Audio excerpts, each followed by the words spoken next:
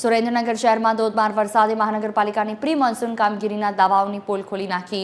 ભારે વરસાદ વરસતા શહેરની અનેક સોસાયટીઓમાં રસ્તાઓ નદીમાં ફેરવાઈ ગયા। જ્યારે અનેક ઘરોમાં વરસાદી પાણી ઘૂસી જતા લોકોને ભારે નુકસાન વેઠવાનો વારો આવ્યો। સ્થાનિકોનો આક્ષેપ છે કે અનેક રજૂઆતો છતાં સમસ્યાનો કોઈ કાયમી ઉકેલ નથી આવ્યો।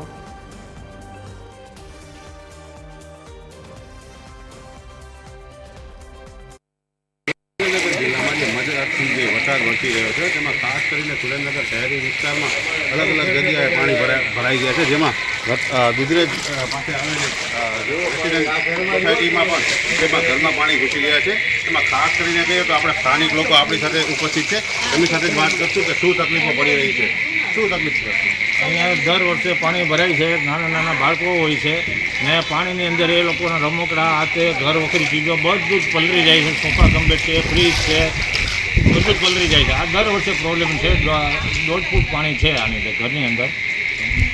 સ્થાનિક લોકોનું કહેવું છે કે દર વર્ષે વરસાદી વાતાવરણમાં જે પોતાના ઘરમાં પાણી ઘૂસી જાય છે અને આ ઉપરાંત આપણી સાથે બીજા પણ એક અન્ય સ્થાનિક ઉપસ્થિત છે, જેમની સાથે વાત કરશું કે તેમને શું તકલીફો પડી રહી છે।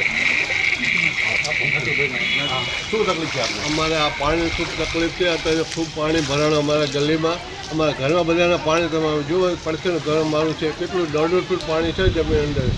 અને તકલીફ એટલી છે કે બહાર જવાની પાણીની વ્યવસ્થા નથી અમારે ઠામકી કોઈ પણ જગ્યાએ। તંત્રને રજૂઆત કરી અગાઉ?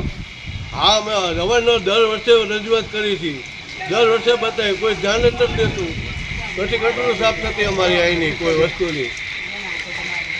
સ્થાનિકોનું એવું કહેવું છે કે દર વખતે તંત્રને રજૂઆત કરવા છતાં પણ કોઈ સમસ્યાનું નિરાકરણ આવતું નથી। રાજેશ બોગરાથી, ટીવી 13 ગુજરાતી, સુરેન્દ્રનગર।